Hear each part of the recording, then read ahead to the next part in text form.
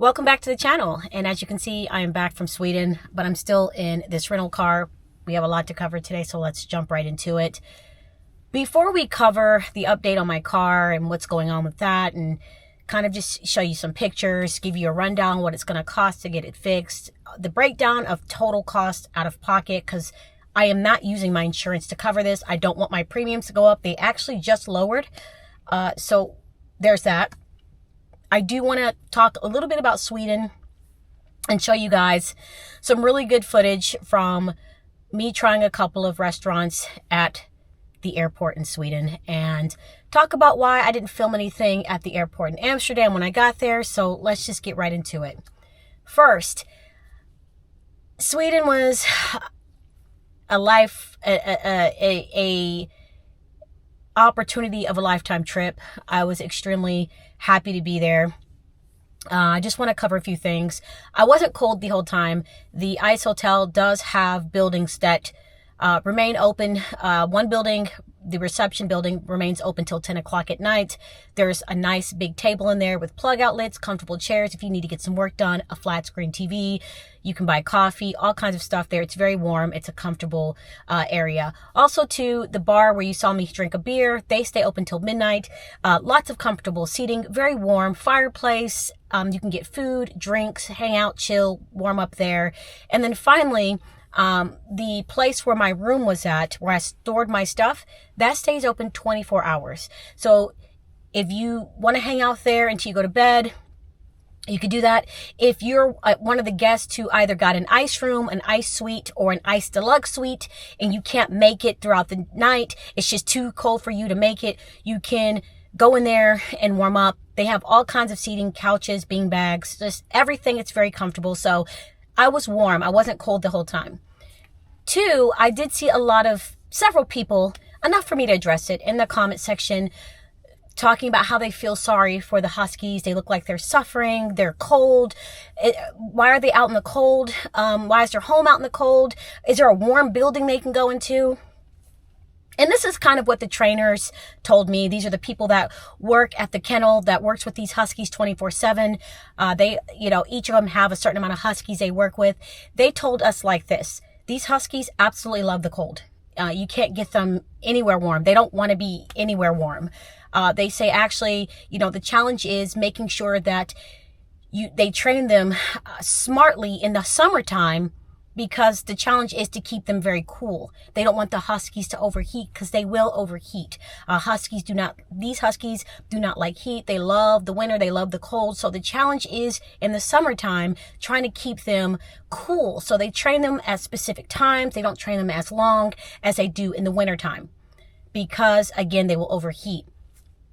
So when you see these Huskies outside in their kennels, outside in their homes or outside, they love it. I did see some people saying, where are their mitts?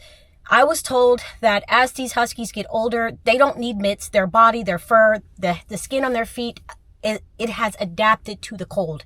They don't need mitts. Whereas the puppies, the younger Huskies that are puppies and stuff, they are the ones that might wear a jacket or some type of clothing on them, or some type of mitts on them, or something like that, because their bodies and coats and fur and skin haven't fully developed or into being able to handle that type of weather. But the older, more mature Huskies, they don't need all that. They're used to that. Their mitts are fine. They're not in any pain. They're not suffering. The kennel and how they train these puppies and Huskies are very humane. It's a very nice facility. I didn't show you guys hardly enough, but I wanted to absorb it, learn, and look for myself. But I did show you a few clips, but that kennel is massive. Where they live outside, their living space is massive. They can run around. They let them out. So they're not always in cages all day. So there's that. So you don't have to worry about them being outside in the winter. They absolutely love it. I did see several other people say that they felt sorry for the Huskies because they were pulling us on sleds and they were running outside. Honestly, the Huskies love to pull. When you watch the footage of me on the sled being pulled by these Huskies, they were going fast, but that's not as fast as they can go pulling people. They are very strong. They are very, very fast. And the guy that was controlling the Huskies, he trains them. He races them professionally. And they've raced in some of the biggest races in the world. Like I said, these races are comparative to like a Super Bowl for Huskies or Tour de France for Huskies. This is how big these events are that these Huskies have competed in. They're used to it. They love to run. As a matter of fact, when they were pulling us, they were running pretty fast. But he said that he had to kind of tame them because they can run faster than that. And I was blown away because we were going pretty fast on the sled. Sometimes he had to tell them, like, you know, whoa, calm down, like slow. He had to slow them down because they have so much energy. They wanted to like haul, like they wanted to go. So they were actually frustrated that they couldn't run as fast as they're normally used to running in training and in competition. So guys, these Huskies are well taken care of, very humane facility. They are used to all of the treatment. You don't have to worry about any of that. Trust me, they are used to it.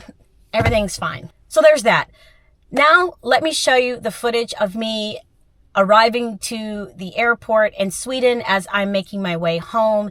And I'm trying a couple of restaurants, trying some new foods, and you know, showing you guys a couple of places in the airport. And then in this footage too, you'll see me leaving the airport in Sweden and headed to Amsterdam, at which point I stopped recording in Amsterdam. And I'll tell you why. You're not going to believe this. But first of all, watch this clip and then I'll get back to you guys. I just arrived in from Kiruna, Sweden. I am now in Stockholm, Sweden, and I have a 7.5-hour layover. So I'm going to be filming everything. You're going to see what my long trips are going to wherever I'm going internationally, and I'm going to film and show you what my long trips are going back to America. I have 3 planes to catch. I just caught my first plane. Now I have a 7.5 layover. And then I'll catch my second plane. So let's go find where I need to be, or at least get close to it. I don't know my gate yet because it's still too early. All I know is Terminal 2, so I'm just following the terminal signs.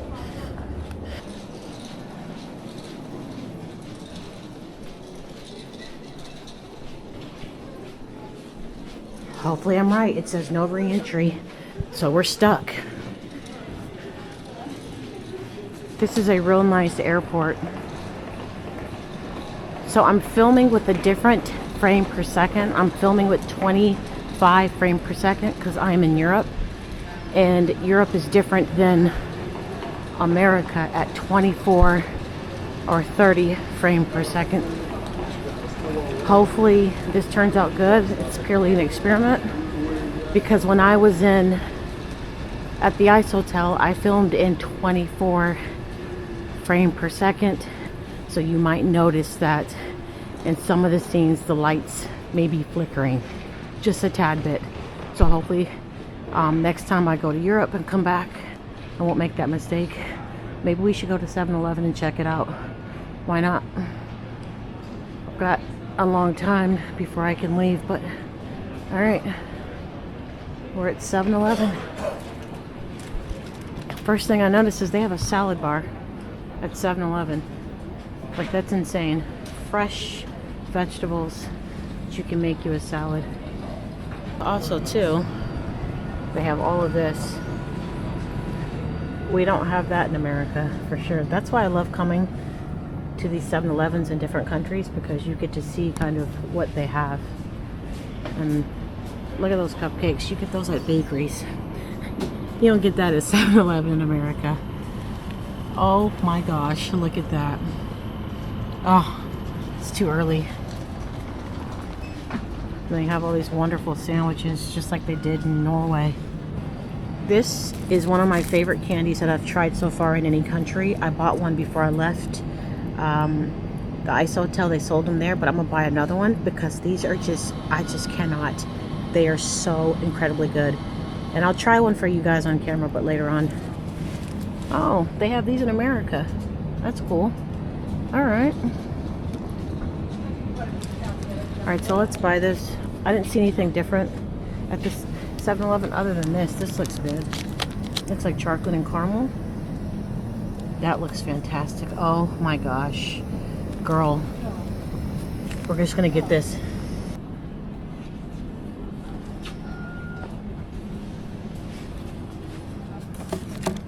That was a really nice 7-Eleven. That is cool. Got the goods. Now I have 2 bars. Don't come for me. I don't know when I'll be back in Sweden, and so I'm taking every chance I can to get this. All right, Terminal 2. Oh, we're going up the escalator to heaven. I say that because it like barely moves. Well, this time it works. Last time it didn't work. All right. I don't have to walk now. This is so cool. Although I'm gonna walk, peer pressure. I'm walking, peer pressure. Everybody else is walking.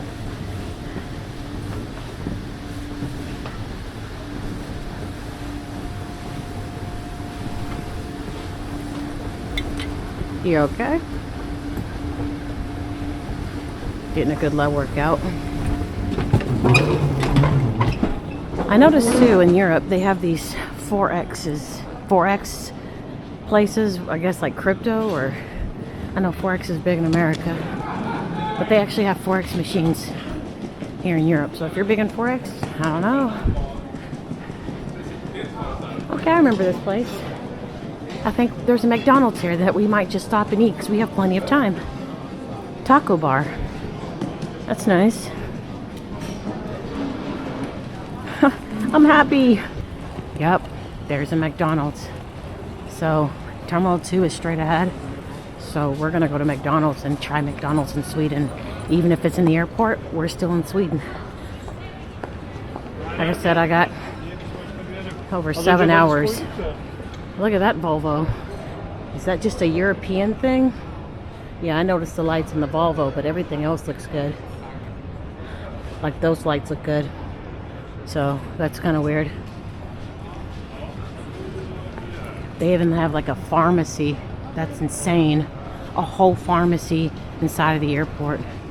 Insane. Another little convenience store. Little cafe. Look at those distinguished gentlemen. And then look at that sign. McDonald's. We're going. Espresso House. Is that their version of Starbucks? Looks better. And then you look out there and it looks like World War III. I don't know what's going on. They're doing some kind of construction. All right, let's go to McDonald's. I like how they have the kiosk outside. All right, McDonald's in Sweden. Let's do it. Oh Lord, let's do this is to go. At least I know that. It's lunchtime. We'll just get something light because I still plan on trying some stuff at 7-Eleven. Let's see here. Hamburgers. What do they have? Wow, tasty bacon. Wow. I don't see anything unique. Oh, sour cream and onion. Sour cream and onion? What? We're getting that. Just the burger. Come on, girl, think. No. Okay. And let's see if they're desserts. You gotta be kidding me. They got the fries and sundae combo. Okay, they learned it from America. We do the fries and frosty. I learned that in Sweden. Chocolate, that's chocolate. And then they have this. Let's try their apple pie and see which one's better. Apple pie in Sweden or apple pie in America. And that's all we're getting. At least I know this. Okay. We're gonna pay. We're gonna pay right here. We're gonna use a card. All right. I'll see you guys in a minute. And we paid. Got our receipt. I've never heard of a sour cream and onion burger. I'm a little nervous, but it's something new. We definitely don't have that in America. I haven't seen that in Norway either. So let's see how it tastes. This is 5.5. Thank you.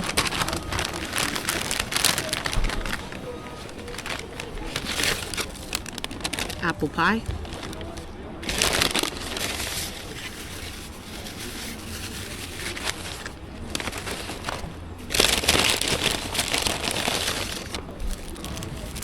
And the sour cream and onion burger.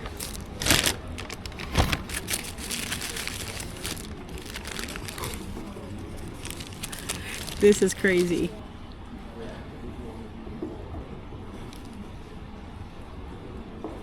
So it's sour cream and like onion, crispy onion with cheese. Here it is.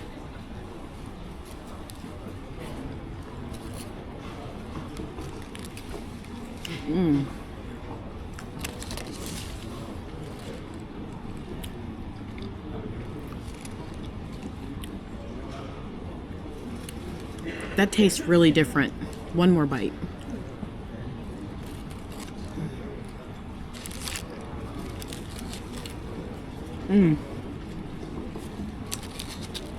It's not bad, but it's not good.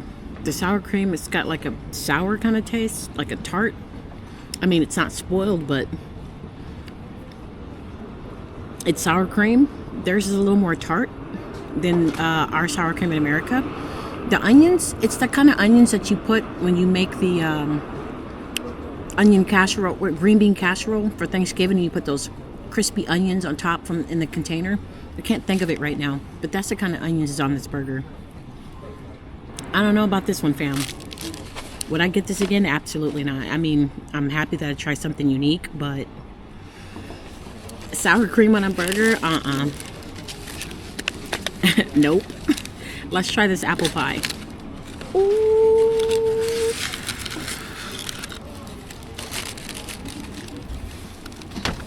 Can we say old school McDonald's is in Sweden?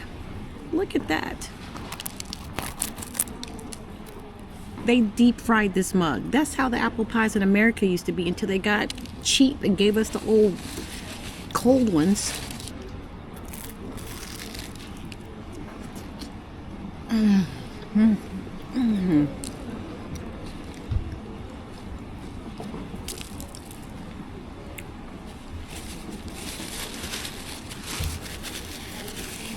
This is not as sweet as the apple pies in America. Even when they used to deep fry them in America, it was really sweet.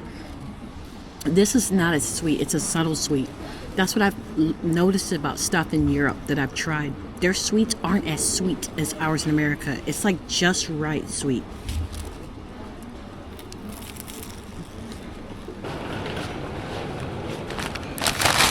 I had to throw that burger out. I took those 2 bites for you guys and that was it. Absolutely not. Sour cream and onion burger. I mean, for people who love sour cream, they would love that burger. I love it, just not that much. But that apple pie destroyed it. All right, on to Terminal 2. This is weird. There's no stairs. You're just on like this ramp.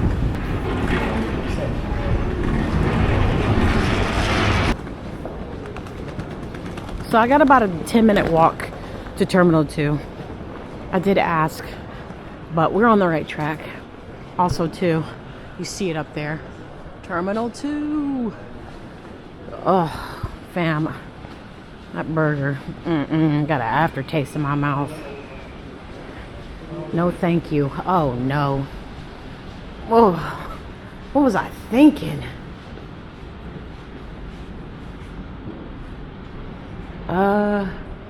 I guess this is the stairs to Terminal 2 or a lift. I'll take the stairs. I need to burn off that apple pie that I ate and that disgusting burger. The 2 bites of that disgusting burger. I gotta burn that off too. Ugh. Still in my mouth.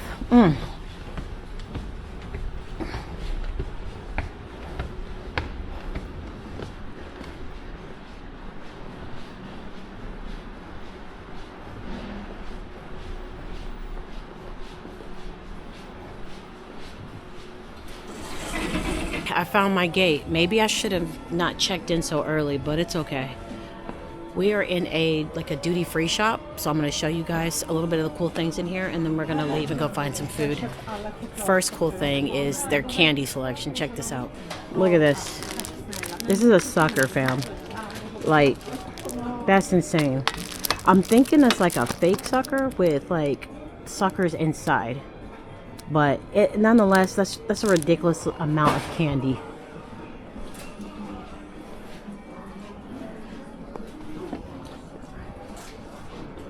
Look at their chocolates.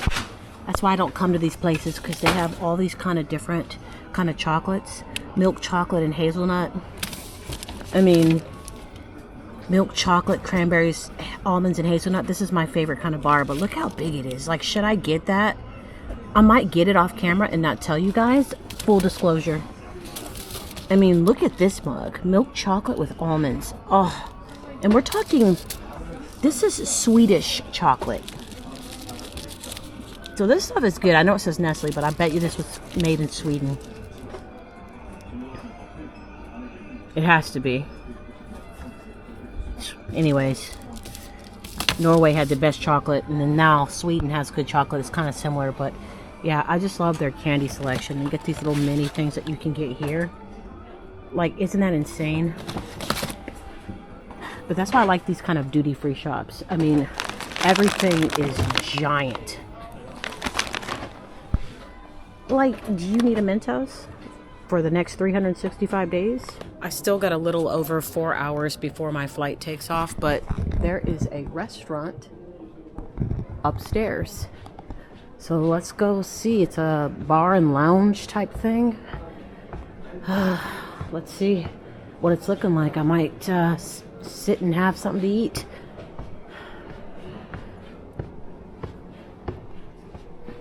Ah, that's it right there.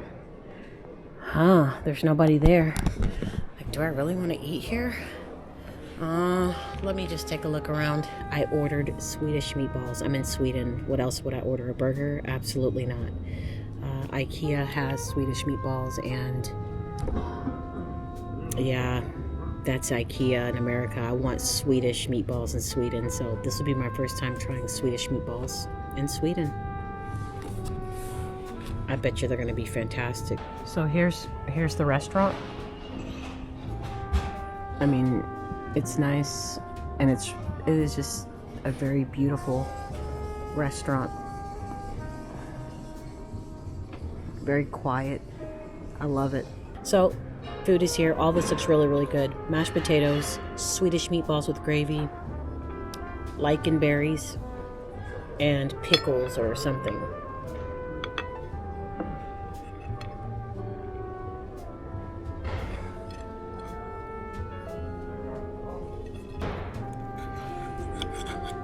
This is piping hot. They cook this. This is not like pre-made. This is piping hot. And it took a minute to get here, so I don't care as long as it's fresh.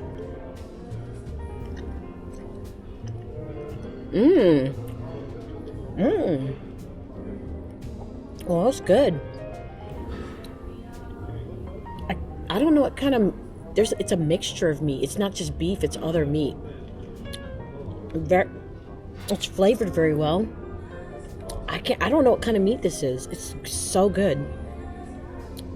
Now, their potatoes.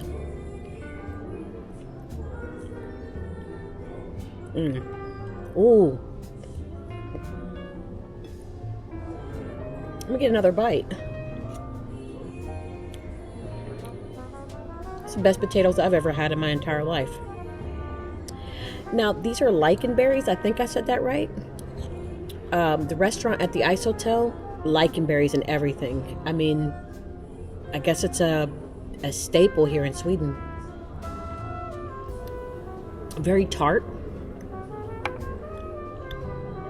Kind of reminds me of cranberries a little bit. This is so good. I want to savor this. So I'm gonna eat it very slow. This is so good. Ooh, that was amazing. And I forgot to mention the gravy, but the gravy was really good as well. I mean, I can't even describe to you the flavor. The gravy had like a slight sweetness to it, but wasn't sweet. It was like a tiny pinch, but it was really savory. But anyways, that food was so freaking good, and I'm good. Now I still got. It's 3:25. They start boarding at 7:15, so I still got time. And then the next stop, Amsterdam. You guys don't even want to know how long my layover is in Amsterdam. I'll tell you guys when I get there, but I'm done eating here in Sweden. I'm so glad I have the Swedish meatballs. I would have been so sad if I left Sweden and did not try their Swedish meatballs. Like, who comes to Sweden and not try the Swedish meatballs? But in my defense, the Ice Hotel did not have that. They had deer. Everything was like reindeer. And I tried reindeer, and it was fantastic. Finally leaving. 7:30, and I'm on my way to Amsterdam for the longest layover of my life. 12 hours. I'll see you in Amsterdam. Now that's that. Getting to Amsterdam. Now I had my heart, so I got to Amsterdam at 10 o'clock at night. I had a 12-hour layover, and I left at 10 o'clock that morning, headed back to America. When I got there at night in Amsterdam, first of all, I got lost. That airport is so massive. I didn't even show you the other side of the airport in Amsterdam.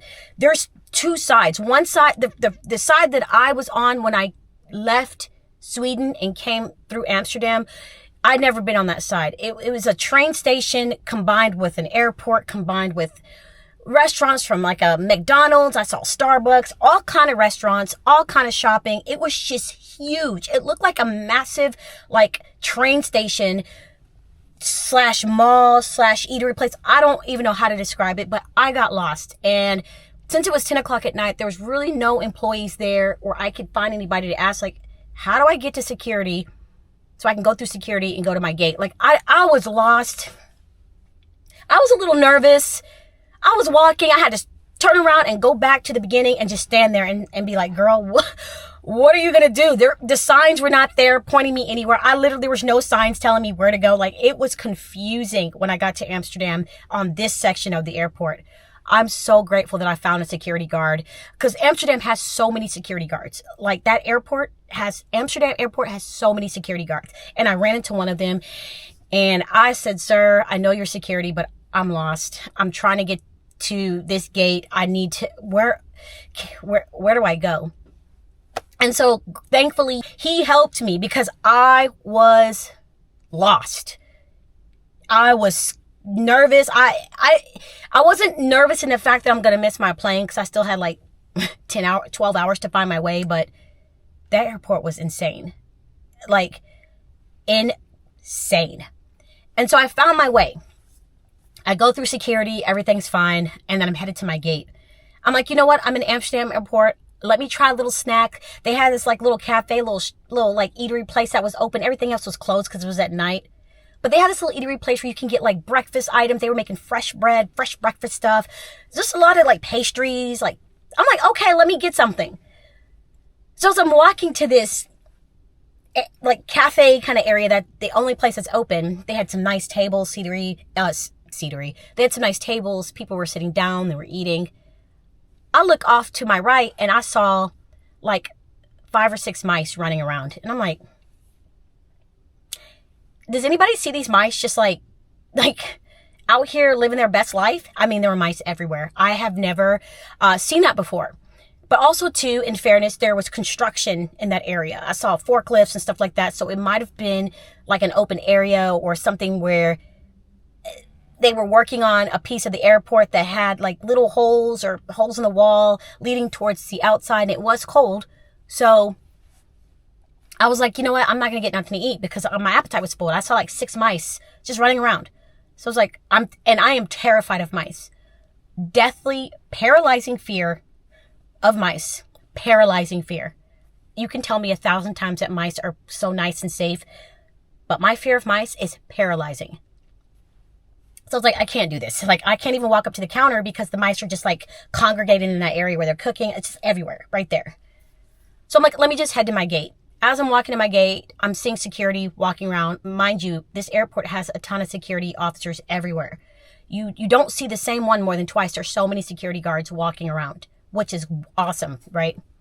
So as I'm walking to my gate, I just see mice running around on the floor everywhere. And I'm like, I've never seen this before. So I'm scared and I'm on high alert now. This is why I didn't film anything, because your girl needed to be on alert, because I know mice jump. And I can't be sitting down and having a mouse jump on me and like run up my leg, because I will die. Like my heart will stop. So I'm like, I'm gonna get some editing done. So I found me a nice seat, plugged in my stuff, started charging my laptop, working on editing. And I'm seeing mice just kind of run off to the right side. And I'm editing, looking off to the side, editing, looking off, seeing the mice running. And I'm like, this is too much. Like, I'm terrified at this point. So I'm like, as long as they don't come under my legs, like where my feet are, I'm good. So I'm editing. About a couple hours in, I see a mouse run under my table by my feet, and I scream. I don't care who's in the airport. I don't care who's there. You're going to hear me. So this is around 1 o'clock in the morning. I'm screaming like, this is too much.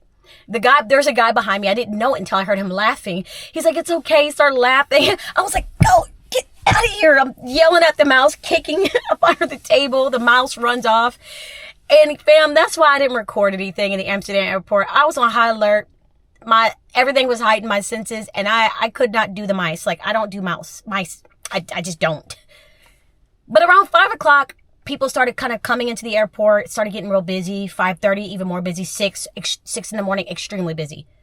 From 5 o'clock on, I didn't see any mice, because more people, more foot traffic. So the mice went, and wherever they go during the day, they went there.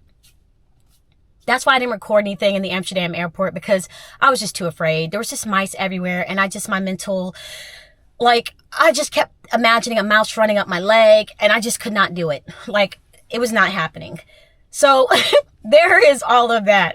Now let's get into my Subaru and the total cost to get it fixed, what was wrong with it, pictures, all of that. So I'm just going to read you the email that the gentleman sent me that is working on my Subaru. He's the one that's working on it. And he sent me this email just to let me know everything that was wrong with it, in addition to what it's going to cost to fix it. As I'm reading this email, I'm going to just show you guys pictures of the damage of my vehicle in no particular order. I'm just going to flash some pictures up. Not all the pictures that he sent me, but some of the ones that I felt like you could see the damage. I'll flash those on the screen as I'm reading the email. And then after I read the email that he sent me, I'll break it down along with the cost. So he sent me this. The structure that we were discussing is pushed back, and the right and left side of the core support are bent. This requires putting the vehicle on the frame rack and squaring the structure. Also, your right headlamp mounting tab is broken off and missing from your previous accident in Nevada. I attached a photo of the left yellow headlamp sticker. This headlamp is aftermarket and not OEM. The front impact bar is dented on the right side as well. Also, the side mounting area of the left fender is bent. I have dropped the repair rates to make this a little more cost effective for you.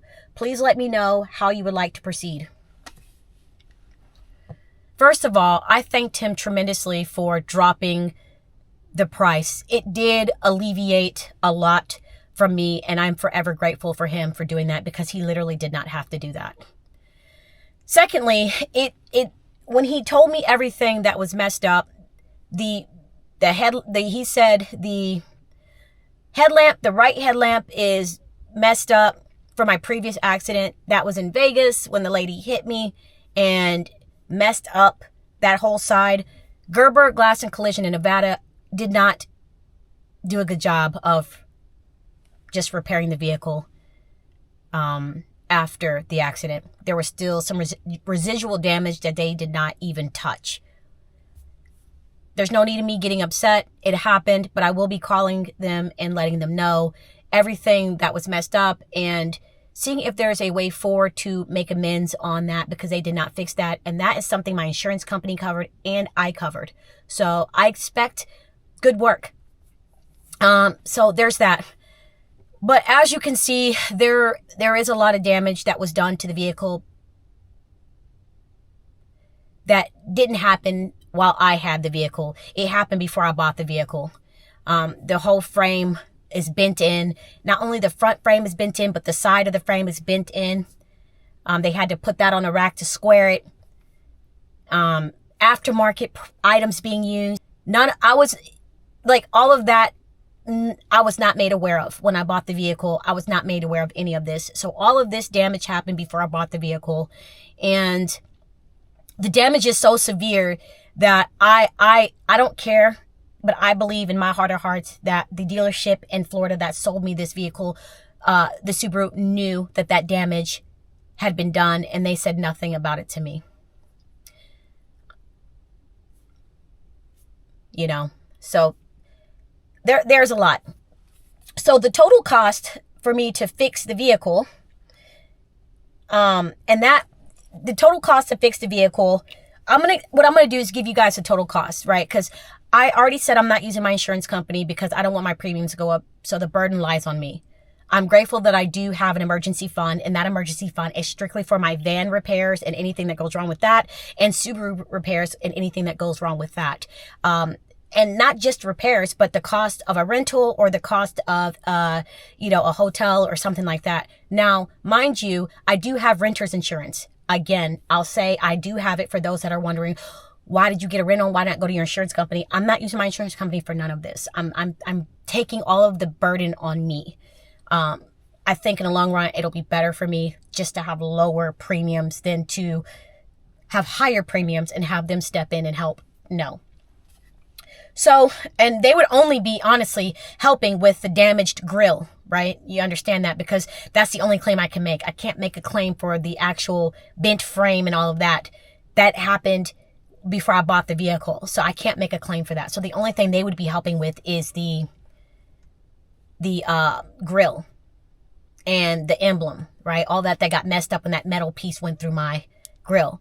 And that was $429. All this other stuff is me fixing out of my pocket. All the other damage is me fixing it out of my pocket from the previous owner. So total, I'm going to give you the total cost, and that includes fixing my vehicle. That includes hotel stay, and that includes renting this vehicle for as long as I've had it. So total cost, $5,127.63. Now, what I'm about to say is, for those of you who live on the road full time, understand that while we are nomads and we live on the road full time and we don't have a house, a mortgage, or we don't have, renters, we don't have rent to pay every month, or all the other stuff that comes with owning a house or renting an apartment. Yes, we're free of that. But you have to remember too, I'm only talking to those that are living on the road full time, or those that are considering living on the road full time. You have to consider stuff like my situation, right? It may not be exactly like my situation, but you have to consider, what if you're in a position where you have to fix your vehicle for whatever reason? Which brings me to my next point. This is why it's so important as a nomad, as a van lifer, car dweller, vehicle dweller, that you have an emergency fund. It's very important, because you don't know. Anything can happen. And I'm telling you guys this because I want you to learn from my life. I didn't make any mistakes, right? Why not? Because I have the emergency fund to cover the cost. Because I knew in my heart that even though there are more good days than none, that there's always going to be that one day where it's just going to ruin your day. Now imagine if I didn't have my emergency fund, I wouldn't be able to fix it. I would have a hood that's constantly violently shaking, unstable. I'd have, a messed up frame, a messed up headlight, not knowing any of this. But because I put myself in a position to have the money to fix it, am I mad? Yeah, I'm upset. Why? I didn't want to give that money up. But why should I give it up? None of this happened through my own fault. Somebody else's fault. The metal piece fault, the previous owner's fault. But I can't stress about it and whine about it. I need to get it fixed. And is it something that has to be fixed? No. But if I want to sell this vehicle in the future, or if I just want this to have a good vehicle for the longevity of it, yes, I want to get it fixed, because I don't want to be driving down the highway with my hood violently shaken, and one day the latch gives off because the frame is unstable, and then it pops up and causes a major accident. So yeah, anything where my life could be potentially at risk, I'm going to get it fixed. So that's why I'm doing this, guys. I'm doing this to show you that life on the road is not always peaches and creams. But if you set yourself up for success to live on the road, when stuff like this happens, like my situation, you'll be prepared to handle it. So learn from, it's not even a mistake. Just learn from my situation. If you want to live on the road full time, you're considering it, or if you're currently living on the road full time and you don't have an emergency fund for your vehicle or your home on wheels, start one. Today's the day I drop off this rental car and pick up my Subaru. I'm so happy. It has just been a long journey of just getting things done with it and getting it back to normal. So I'm going to drop my Subaru off at Enterprise, and then they're gonna take me to go pick up, I said I'm gonna drop my Subaru. I'm gonna drop the rental car off at Enterprise, and then they're gonna drive me to go pick up my car. So I will see you guys when I am picking up my car and inspecting it and seeing what it looks like now that everything is finally fixed on it. Let's go. Ugh. Man, this journey's been long. It's never a dull moment. Living on the road, never a dull moment. Got my shoes, get my bag.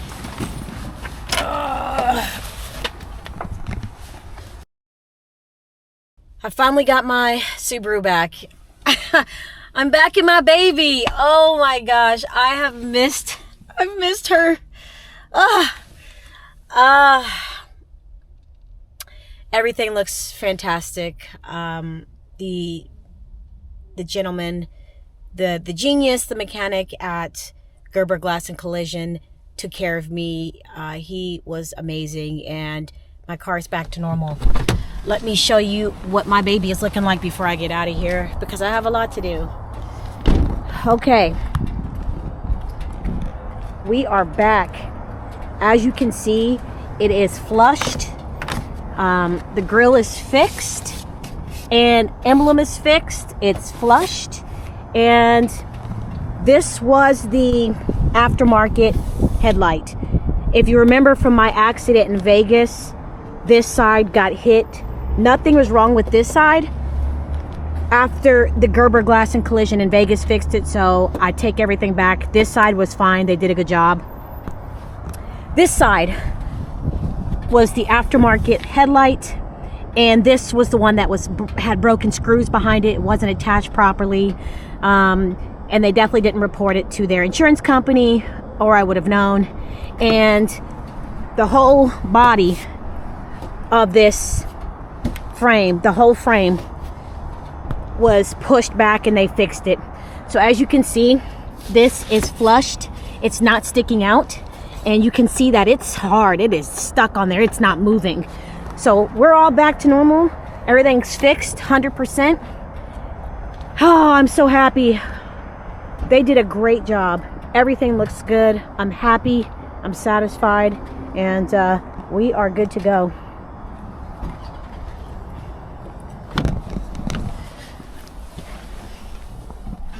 Everything's back.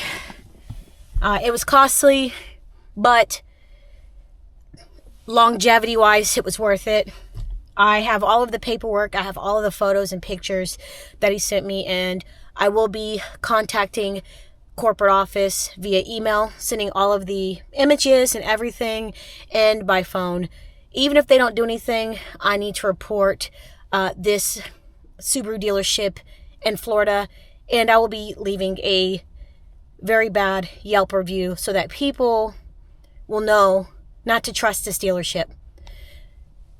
Don't be like me. For this dealership, if you get a car, they're going to know, take it to a mechanic, and if they say no, then walk away. It's done. This nightmare is complete. I'm back in my baby. I got to go to my storage unit, get my covers, my pillow. I literally just picked her up. That's it, fam. Before I get out of here, just to let you know that, you know, I'm really pleased with how I started 2025 off. But just to let you know, guys, don't unpack just yet.